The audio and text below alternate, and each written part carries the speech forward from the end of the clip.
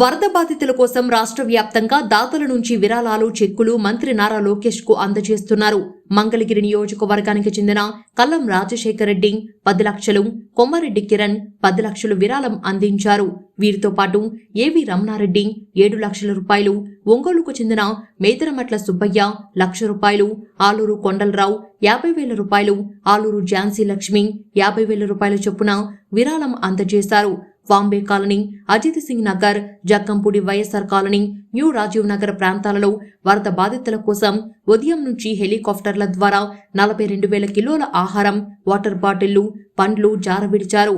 వరద సహాయ చర్యలపై మంత్రులు పయ్యావుల కేశవ్, కొండపల్లి శ్రీనివాస్, ఎంపీ కేశినేని చిన్ని, టీడీపీ రాష్ట్ర అధ్యక్షుడు పల్లా శ్రీనివాస్ యాదవ్లతో లోకేష్ సమన్వయం చేస్తున్నారు.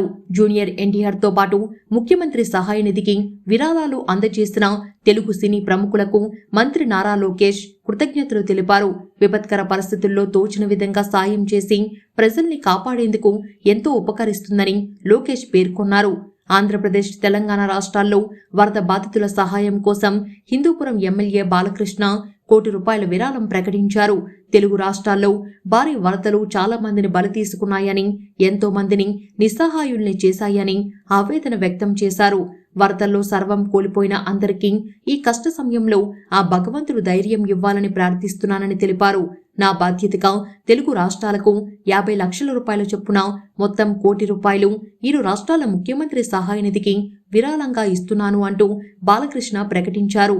రాష్ట్రంలో వరద బాధితులను ఆదుకునేందుకు ముఖ్యమంత్రి సహాయ నిధికి రాష్ట్ర సివిల్ సర్వీసెస్ అసోసియేషన్ ఒక్కరోజు వేతనాన్ని విరాళంగా ప్రకటించింది. డిప్యూటీ కలెక్టర్లు, స్పెషల్ గ్రేడ్ డిప్యూటీ కలెక్టర్తో కూడి ఈ అసోసియేషన్ అధ్యక్షుడు ధర్మచంద్రారెడ్డి, ప్రధాన కార్యదర్శి విశ్వేశ్వర నాయుడు తదితరులు అసోసియేషన్ సమావేశంలో ఈ మేరకు తీర్మానించారు.